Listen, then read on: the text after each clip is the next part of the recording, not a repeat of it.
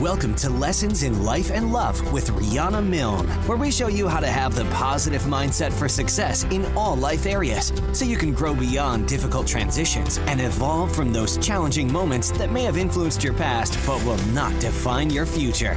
It's time to have the life you desire and the love you deserve, as we teach you the exact skills needed to attract and keep a lasting, emotionally healthy and conscious relationship. Now, please welcome your host, certified life, dating, and relationship coach, trauma professional, and best-selling author, Riana Milne.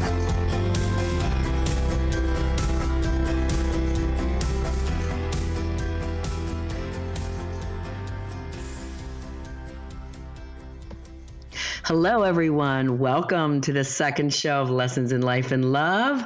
I'm so happy to be here with you tonight and every Monday night at 6 p.m. Eastern Time. I'm your host, Life and Love Coach, Riana Milne, coming to you live on boldbravemedia.com and tune in, the world's largest radio station. I'm so happy to be here live, and I'll be answering your questions free of charge, gang.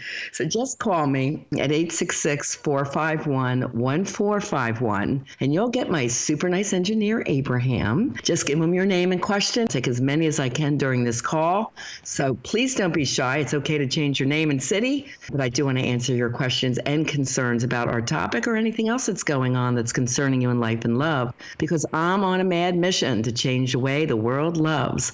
I'll be talking to you all about how to have emotionally healthy, evolved, and conscious love, and how to avoid toxic, painful, traumatic relationships, which seem to be too prevalent today. I'm all about helping you transform your life into one that you're passionate about and to have the love you deserve. So let's dive in, my love angels and transformers. Tonight's show, we're going to identify the signs of trauma in relationship. Is chemistry a good thing or a bad thing? Why and why not? What does it mean to be driven to succeed? And what are the childhood trauma effects on the family and on kids? Because this topic affects every adult, whether you're a woman, man, younger, older, straight, or LGBT. So this information is for everyone. And once you learn it, I hope you help others and help spread and join the mission of changing the way the world loves. Let's do a very brief overview from last week in case you weren't able to make it the very first show. What is childhood trauma? Why do I care about it? It was something I discovered in a relationship of mine. The gentleman that I love very deeply and dearly had something going on within him that I never heard about in my triple master's program of applied clinical and counseling psychology. So I was on a mad mission to figure out what it was. Basically, I discovered from early ACOA work, adult child of an alcoholic, that he had some situations in his childhood. And when I dug deeper after 2 years of research, it really became evident and very clear that the experiences, or what's called adverse childhood events that happens to you when very young, does impact you and 90% of us humans in life and love as an adult. Let's go into a brief review of the 10 traumas. And I want to tell you about the ebook I have. It's called HaveTheLoveYouDeserve.com. It'll go deeper into this because this is going to be a brief summary. And when you're very young and innocent, there are 10 traumas that I identify on the trauma checklist. Did you experience any of these while you were very young and innocent? First, your parent had an addiction of some type. Drugs, alcohol, sex, porn, eating, hoarding, spending, gaming, gambling, TV watching. There's many more, but that's just a few. Second, did you experience any emotional abuse or neglect? Third, verbal abuse, whether you witnessed that or you received it, whether it was verbal put down, yelling or screaming, or even not even hearing compliments or verbal accolades or the words, I love you. That's a form of trauma. Next one, if you experienced rape, molestation in or outside of the home or any physical abuse. Next one is abandonment. There's 2 types, fault and no fault abandonment. A fault abandonment would be, let's say a father leaves the family home after divorce, promises to see you and then does not show up, breaks his promises, or if you do go over, he kind of ignores you and has his full focus on the new girlfriend. Or a no fault abandonment would be like if a parent goes off and serves in war, you might have experienced a parent that died early or they travel a lot due to their work. Trauma number 6, if you were adopted, part of foster care, had to live with other adults. Parents couldn't take care of you. Trauma 7, very common, If you were teased, bullied, had a medical condition, remember not fitting in or feeling good enough. Number 8, sibling trauma. That would be if there's a medical condition with your sibling, or they were perceived to be as the golden child. They get all the accolades and attention from mom or dad because you perceive them to be more intelligent, more beautiful, more successful or athletic than you. Next one is family and community trauma. Family trauma would be if you grew up in poverty, in a dangerous area, lack and struggle was a part of your life, but a family member or your father, mom was incarcerated, those types of things. Community trauma are mass shootings, terroristic threats, school shootings, or nature and all its trauma going on, which is so rampant all over our world. Like right now, our fires, our mudslides, volcanoes, hurricanes that wipe out entire islands. That's community trauma. And the last one is if your parents experienced any kind of mental health challenge, like being bipolar or borderline disorder, which I would describe as fast trigger anger. You never know what you're going to get. When they're good, they're great. When they're bad, they're horrid. That very quickly are the 10 childhood traumas. Now, also information that I share with you is from my 2 books that are sold in Barnes & Noble store. One is Love Beyond Your Dreams, Break Free of Toxic Relationships to Have the Love You Deserve, and Live Beyond Your Dreams, From Fear and Doubt to Personal Power, Purpose, and Success. And I do give free chapter downloads on those at my website, rianamilne.com. And if any time you want to reach out and talk to me personally throughout the show or after the show, just contact me through the website, rianamilne.com, because I want to make sure I do help you with your questions. Of course, we are taking your questions live tonight. Just call 866-451-1451, and Abraham will get your call and put you in at the earliest convenience. So I want to go in a little bit deeper into the signs of trauma in your relationship, because to break free of any childhood trauma and emotional triggers, they seem to control you and they ruin your life. And your relationships are deep. They're from the unconscious. They become part of your quote-unquote normal. And those that have had childhood trauma as young people, as adults, they tend to have ongoing anxiety and bouts of depression and a very fear-based mindset. They easily are frustrated in life and they have a low sense of trust. These are all dynamics because of what you did or did not receive from your mom and dad when you were young. And as adults, it comes out in your dating and love relationships. The first step we have to do is we have to make the unconscious conscious, because my quote, everybody knows it, is you can't change what you don't understand. And unfortunately, as young people, we were not taught the dynamics of relationships. What does emotionally healthy relationships look like? What do we need to do? What do we need to do to date? And that's what I do for all my clients. It's a proper understanding of how this plays out in your life. We have to identify the traumas. That's under a program, Module 1 of Awake to Awareness, because I have to make you aware of what's really going on, why you do what you do, and how it plays out in your relationship. We also go into the fact how trauma is stored in the brain and the body. And if you are in a coupled relationship, it's very important that I work with each one of you individually to examine both of your childhood histories, and then we start putting the puzzle pieces together, because there's so many traumas and so many different levels of how intense the traumas are, and I rate them 1 to 10. They play out differently for every couple. Nobody is the same. That's why I say everybody is their own separate puzzle pieces. Here's some insight to ask if this is happening in your love relationships or in your dating relationships right now. There's just naming like 6, and there's about 25 different ways this stuff can play out, but these are some common ones. So if you're in a relationship where one partner is trying to control the other, this often plays out where you had no control as a child. You might have watched your parents fight and carry on, and you just felt there was nothing you could do. So you either went to your room and got quiet. This is what we would call someone that learned passive response or became an internalizer, or they would be an externalizer and start lashing out later in life, usually as a teenager. When I worked in the adolescent unit of Atlantic Care up in Atlantic City, New Jersey area with the kids that were age 5 all the way to 19, I got a lot of the critical kids. They were either suicidal or they were cutting. And cutting is an internalizing anger. They don't tell anyone about it. It's very secretive, and it's something to be taken very seriously. An externalizer is someone that might be engaging in risky sex. They may be using a lot of drugs, alcohol, screaming at their parents, being irresponsible, breaking curfew, getting into trouble with the law. That's an externalizer. Both are equally angry. And then as an adult, they could lack control in their adult life, but then they try to control you. This is where control is coming from. Number 2 is jealousy. This comes from trauma number 7. You might have been bullied, never felt like you fit in, you weren't good enough, you might have been a little heavy as a child or skinny and gawky and just felt different. And this is where jealousy, you just don't feel good enough. So you're worried your partner's looking at someone else and desires them more, and so on. Because people are like, why does my partner act this way? Well, there are definite answers, and I'm going to keep going into that. Some of the behaviors that you could be doing to sabotage your love relationships. Number 3, are you a people pleaser? And this is, let's use the example of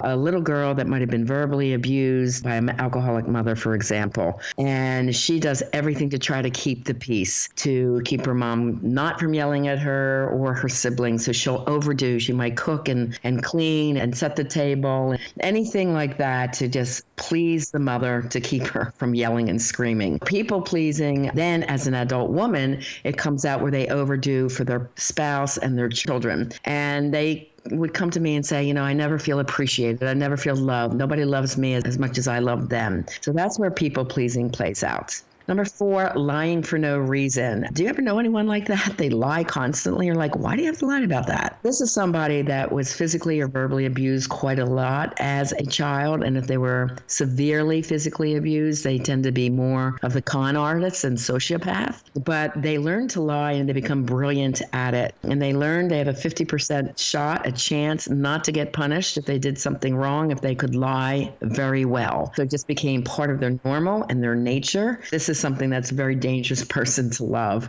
The next one is manipulation and seduction. Let's use an example, little boy.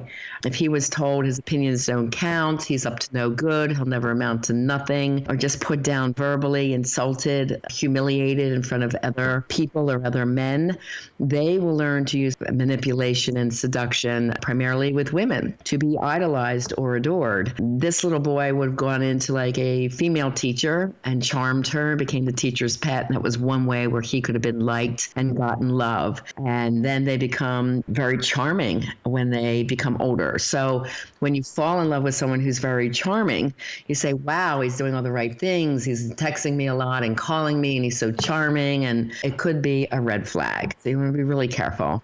Humor could be a red flag, especially when it comes to the point of sarcasm. Well, I remember doing a research paper on the comedians. Well, everyone I researched had traumatic childhood trauma. So they used humor to be liked, to be the class clown, to be popular in school, and maybe they were kind of the gawky kid. They found if they could be funny, at least they could have friends that way. They make everybody laugh. When people say to me, oh, I want someone with a great sense of humor, I just say, be careful. You want to make sure that it's humor, which is about a universal concept or situation, because sarcasm is against others. And sooner or later, that sarcasm usually tends to come against their partner. So you want to be really careful. Next would be someone that blames a lot. If they're blaming you, they won't apologize when they blatantly did something wrong, then this is someone who had childhood trauma where they just feel they need to be right. They lack remorse. That could borderline on the edge of sociopathy. And with 5 or more, they call them ACEs, adverse childhood events. Sociopathy tendencies could emerge. And from my research, Martha Stout's book on sociopaths, so 1 in 25 people are sociopathic. So you really want to know what you're looking for while dating. What are the emotional triggers? Well, when you're stressed out, this is when somebody kind of just breaks into crazy reaction or anger, and we call it traumas or triggers. This is a part of us that is angry, fearful, or anxious. And then we tend to explode when one is triggered. And what is happening is the sympathetic nervous system of the brain gets heated and on overload when you're stressed out or when a certain event happens to you that relates to the original pain from the original trauma when you were younger. This over time repetitively does ruin relationships. Trauma is stored in the brain and body. Over time, your biography becomes your biology. Research from the Kaiser Permanente group out of San Diego and the Center of Disease Control shows that early diseases like late 40s into the 50s and 60s all come from people that have had childhood trauma. And they did this research with thousands and thousands of people. So I thought that was really fascinating. The research did not go into love relationships, however, but it does show a big correlation between heart disease, diabetes, irritable bowel syndrome, chronic fatigue, and all kinds of other illnesses due to trauma not being solved and healed. It's really important that you learn to heal these traumas in the past. So let's go into what's chemistry, okay? Falling in love with someone by chemistry is moving forward in love blindly. You just fall in love because, wow, you think that person's hot, they're beautiful, they're funny. It tends to be shallow qualities. And you want to look deeper to see the qualities of someone who is honorable, trustworthy, a good parent. They work hard. They're stable financially. They're not high risk in the way they run their life because that could jeopardize you. Chemistry is very powerful and it's dangerous because it makes you crave what is quote unquote normal in your life, meaning it pulls you to your past. If you had a tough to love, demanding father who was negative, controlling, and strict, you're going to be attracted to that same kind of guy. And it's hard to believe, but, this is why you see the dynamic a lot. Somebody who had the alcoholic father, a woman, and she would fall in love with a guy that was an alcoholic. And consciously, she would never choose that. She had all that pain wrapped around it. But she would have somebody that has some kind of an addictive behavior. That would be her normal, to be drawn to someone like that. So you've got to be really careful because two people of childhood trauma definitely causes toxic relationships. What comes out of toxic relationships? Well, it really does lower your self-esteem and your confidence levels. I have people tell me all the time, Rihanna, I lost who I am. I'm not the same vibrant, outgoing person. And that's a result of toxic patterns over time. Unhealthy expectations. There's a lot of trust issues, a lot of behavioral changes, risk-taking, and it affects all areas of your life, whether it's family, friends, dating, parental relationships. And there's this quote that I really like. It says, let go of people who dull your shine, poison your spirit, and bring you drama. Cancel your subscription to their issues. That's a quote I read a while ago that I thought, yeah, that's good. So falling in love just due to chemistry, like we grew up in America learning from our fairy tales and nursery stories like Sleeping Beauty. The handsome prince comes and kisses her and they live happily ever after. Well, there's a lot more going on than just the handsome guy and the good kiss. That's what I teach. I teach everything else in between, how to make sure you're falling in love with someone who's emotionally healthy, conscious, and evolved. And evolved means being your highest and best self. You really want to make sure that you are finding someone that is emotionally healthy before you make an emotional connection. An intimacy connection. What happens to that romantic relationship or marriage that's based on chemistry? Let's talk about chemistry. What is it? First, it's a rush of adrenaline, serotonin, and dopamine, which are your happy chemicals in your brain, which makes us think we'll be in love with our partner forever. And that's from evolution, because it's long enough to have the man fall in love with the woman, procreate, have children, and continue our race, the human race. So this is what chemistry is. And then romanticism causes the rush of oxytocin and vasopressin, which leads to more irrational actions. Like you're in cloud nine. It's when you're falling in love, it's all you can think about that person. You wake up thinking about them, going to bed thinking about them. You see their call, you want the text when it comes in, you're all excited. So this is all, quote, chemistry. And these phases, both of those phases last about 2 years for the woman to get pregnant, raise a child and have that somewhat sustainable relationship between mother and child, which is sad. But this is why you need a whole lot more than just the chemistry. Let's talk about business people. We're going to interweave that tonight. Now, business people take risks to succeed, right? Well, this is the same for them in love.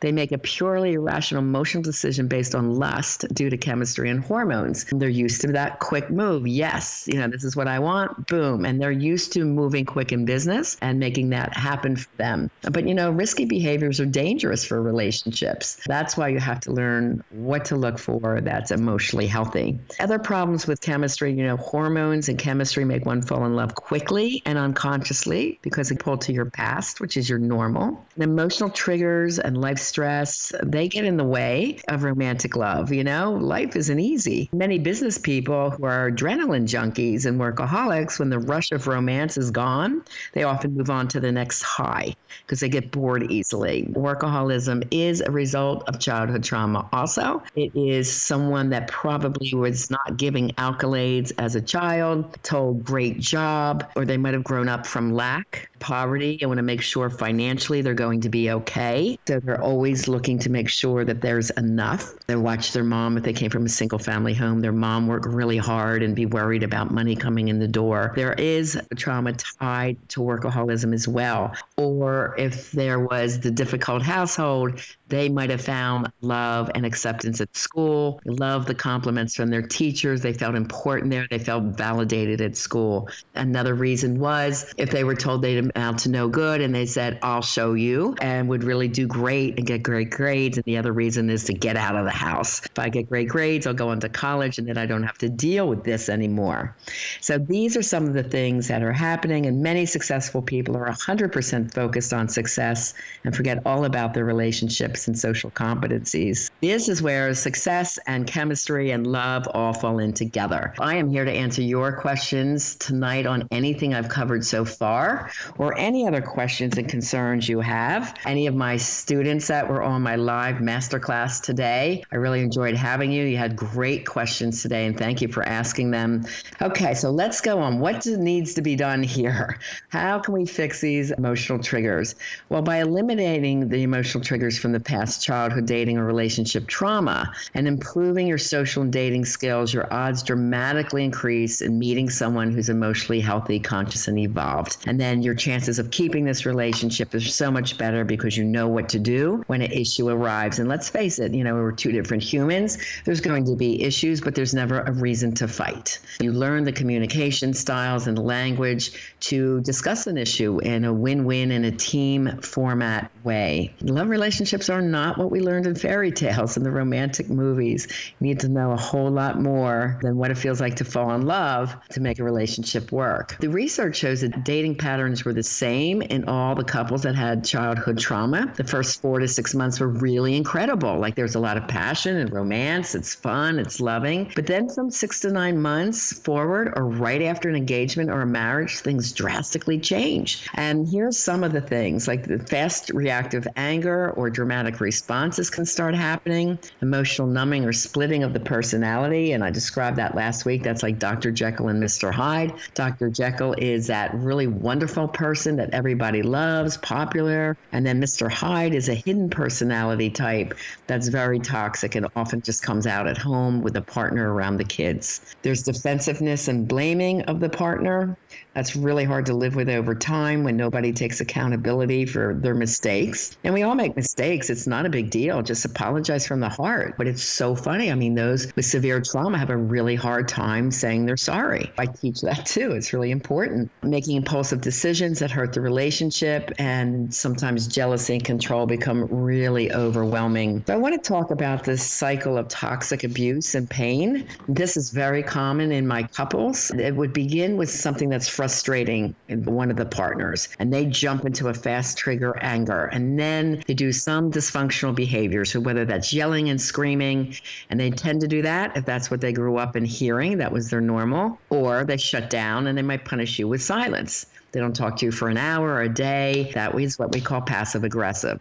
And over time, if these keep repeating, they really ruin the trust, the safety, the fun, the friendship, and definitely the passion and the intimacy of the relationship. And the one partner that's getting the brunt of the abuse starts to feel hopeless about the future. They start questioning, can I even endure this anymore? Are we going to make it? And then you feel like you're walking on eggshells. You come home and, your partner's there and it's like, I hope they're in a good mood today. What are they going to be like? So that lends to the ongoing anxiety and the stress. And then the fighting occurs again, and there's a brief makeup period, and that's what keeps the person hanging in there. They actually keep trying to get the beginning 4 to 6 months back in the relationship, the romance period, the seduction phase. That's what they keep wanting back. Oh, but he was so good in the beginning, he really, really loved me. And that's what they keep aiming for. Other fight or flight emotional reactions that can come out is ongoing anxiety, aggression, and rage. Road rage, that fast trigger anger. Why get mad? There's a way to work beyond this. Poor focus, forgetfulness, mental fog, irritability and moodiness, self-soothing and medicating, which often is the beginning formation of addiction. Drinking or taking drugs to just calm down and feel better after a stressful day, and then it becomes an addiction. And then they often can be very self-centered or punishing with passive aggressive. Everyone that's narcissistic, it tends to be the big buzzword today, comes from childhood trauma. We can go into that in another show so people understand that. This is just a foundational show to give you some more ideas about this topic. How do we deal with the transformation? My clients, they go from pain to joy. We work with the mindset, which is very negative, fear-based, and with a lot of frustration, and turn it into confident and conscious mindset. There's a lot of doubts. We make it feel successful. The negative mindset turns to positivity. The anxiety and depression turns into peace and calm. And then not feeling good enough, we learn to create purpose and direction and new goals in your life, so you really start to feel terrific. I think I really want to stress, some of this sounds really distressing, but I don't want you to worry because there's help for this. If you're curious to read some of my client stories, I think I have 70 testimonials on my website, rianamilne.com. Just go under testimonials. You can get deeper information on this on my free ebook, havethelove-you-deserve.com. Just go to that URL, download it, and there's a way that you can contact me to discuss this concern. Any question is okay. If you want to talk with me in private, again, go to rianamilne.com and just fill out the pop-up form and tell me a little bit about your story and what you could be struggling with. We all want love. It's the number one basic human need. And when you're in a relationship, part of the healing process is looking at your past fights with a partner with forgiveness who can't keep bringing up the past. And this is where some of our business people get into trouble, because business people are often ruthless and they're used to competing. They're very wise, but very often they don't forgive those that have scorned them in business. Your partner, this is your love partner. It's not a business. So you have to really learn to forgive them and communicate through and come up with a new plan for your relationship. Remember, the past is gone. It doesn't define us as a partner. If someone's trying to hold the past against you or digs too deep in your past, you've changed. You've learned from your past. When it comes to childhood trauma, this is the unconscious we're working with. So we have to make all those unconscious behavior patterns conscious and work beyond them. Once you learn these skills, you will learn them and use them forever. You know them forever. So that is the good thing. If you have a failure in business that costs a lot of money and defines you and your ego, your sense of a person, as either success or failure publicly. That's the difference with love. If you make a mistake with your partner, it doesn't define you as a lousy partner. You made a mistake. The important thing is you apologize from the heart. You become more mindful that you don't repeat that problem or the issue, and you work together as a team to move forward. And for success in love, you don't fall for one's potential. In business, one's potential for success is everything, right? But in love, they either are or they have something or they don't. Like when I describe for my people that want marriage in a family, it's either you're pregnant or you're not. Either they want marriage and kids or they don't. It's not like hoping they do or falling well for the potential of maybe they'll be a good dad. No. And then for people in the later generation, you have to be clear. Are you someone looking for an exclusive relationship? If they are, great. If you're not, be honest about that. Say, no, really, I'm just at a stage in my life, I'm just dating. Either I don't have time for the exclusive relationship right now, or that's not my desire. I recently broke up with somebody. I just want to date, meet some friends.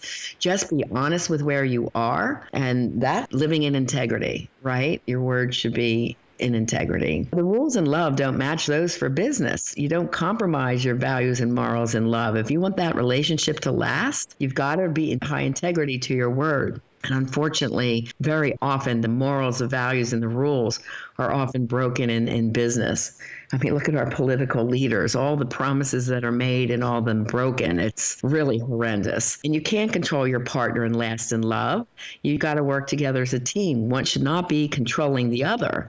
And in business, having control helps you be successful. You've got to be organized. You've got to go about your day. You've got to be prepared. This is where the rules don't match for love and business. And this is why I have a lot of clients very successful in business, but struggle in love. And very often they're controlling their partner too much because they're used to controlling their business day. And they come home and nitpick and control their partner. And the partner just either says, I can't do this anymore, I'm not happy, or they go off and find love with someone that's easier. And you respect your boundaries in love. To succeed and grow in business, you must stretch your boundaries and take chances. So the opposites apply for success in business versus love. When I work with high-level success people, whether they're single and dating or they're in a coupled relationship, we have to look at what they're used to in their business day and let them understand that what's going on and working in business will not necessarily work in love. Let's talk about where does the drive to succeed come from. I mentioned a little bit, but sometimes attaining success is an obsession. So why is that? Very often it's tied to the need for attention and to get the ego stroked to feel successful,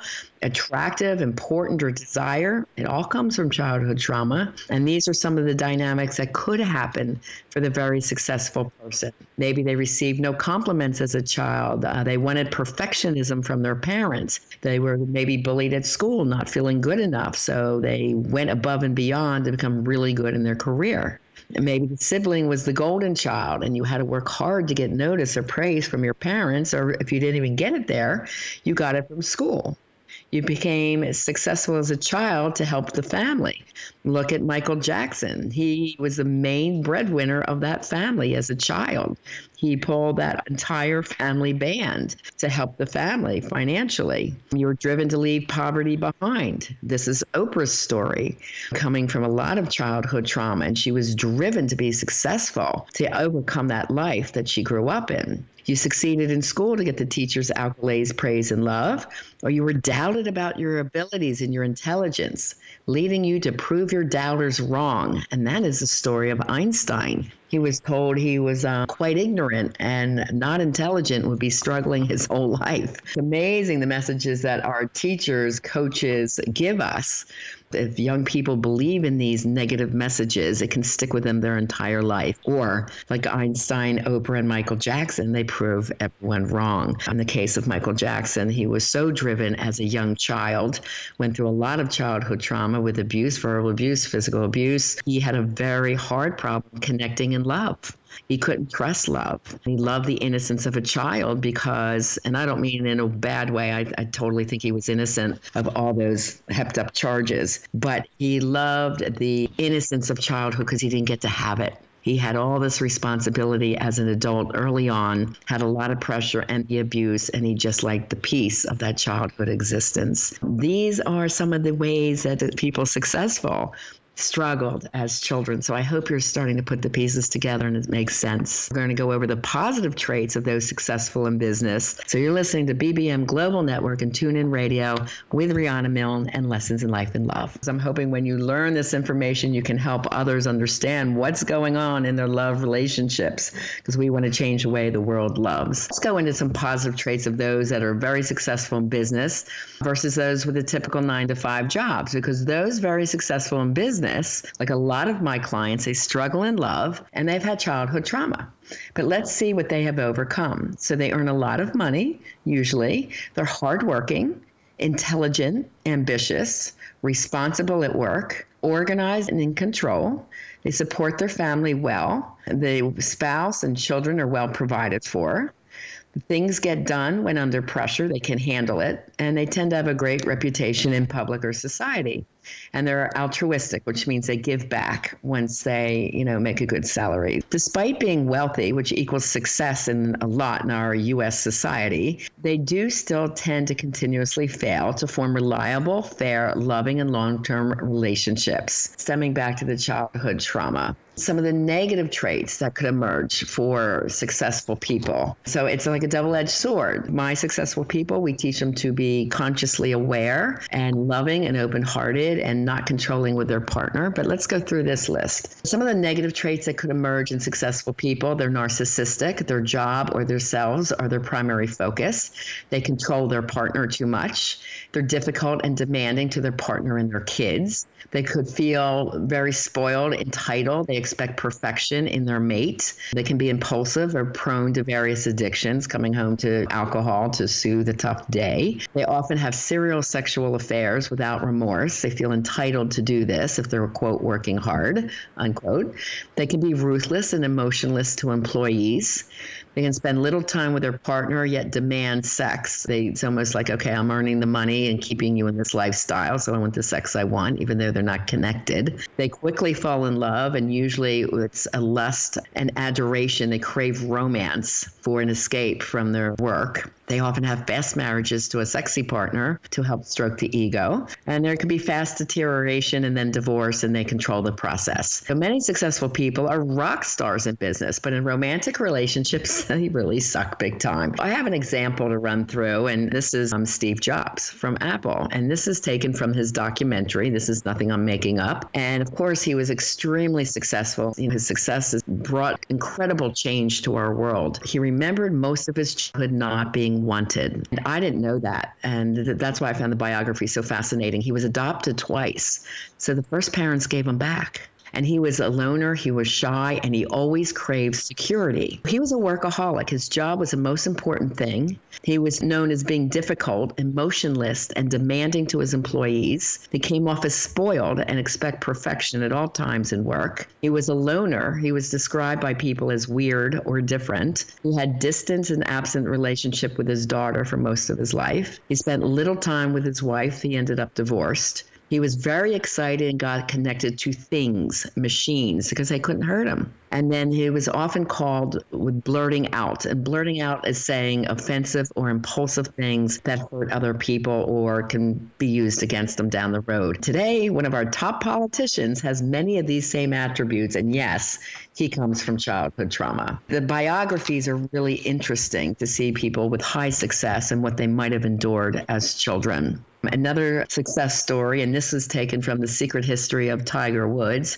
Wright Thompson for ABCnews.com through ESPN. And of course, he is known as our most successful golfer in history. And many of you may not know, he was a victim of severe racist bullying. He was tied to a tree, painted, and stoned by rocks as a child, while a teacher watched from afar. He's described as often acting like an adult child. He likes skateboarding, comics, Transformers. He's described as having few friends, and he actually has a boat called Solitude. He likes to be alone. He has a huge need for security because those with childhood trauma have low trust. They're often isolators. He's an insomniac, always had trouble sleeping. That's another common trait. He's quoted as saying, "Golf helped me keep my family together." And that was one reason he took to that profession. His dad was from military. He was stubborn and stern, but his dad is quoted as being his best and only friend. And when his dad died, that's when his world started falling apart right away. Tiger was described often as nerdy and socially awkward, but he bragged about his sexual contrast and admitted to having a sexual addiction. And as you know, when you act out with impulsivity from childhood trauma, what happens? You lose everything. You lose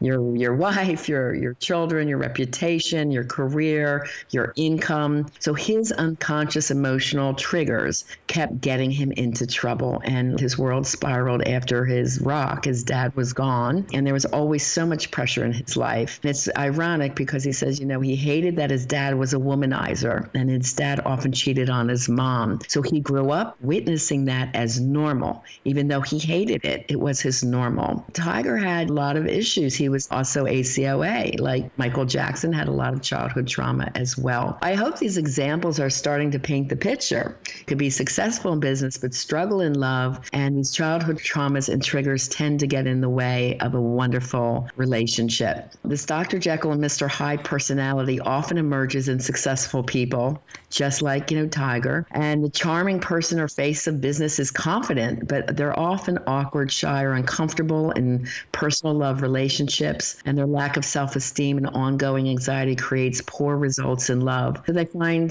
someone that has competent social skills oftenly as a partner. And when there's stress at work, the stress always triples at home. Overworking and escapism sets in, and this is where drinking, drugs, sexual affairs, anything that's risky, ego-evolved, and pleasure-seeking tends to get in the way. And this really does affect the family. Of course, the children are very affected. It does go through the generations, and there's so much more to tell you, gang, but we will continue this discussion next Monday night at 6 p.m. because Love Transformers, that's all we have time for today. I want to thank you for tuning in tonight, and please send me your questions or go to rianamilne.com and check in with me with any of your concerns. If you know any of your friends who are struggling, who are single or in coupled relationships, those people you love and care about, be a love angel and tell them to join us next week. Appreciate you sharing the love and helping me change the way the world loves. Please take a moment and leave a comment on boldbravemedia.com and any questions about what you want to learn in any upcoming episodes of Lessons in Life and Love with me, Coach Riana Milne, and I look forward to your comments and reach out to me at rianamilne.com.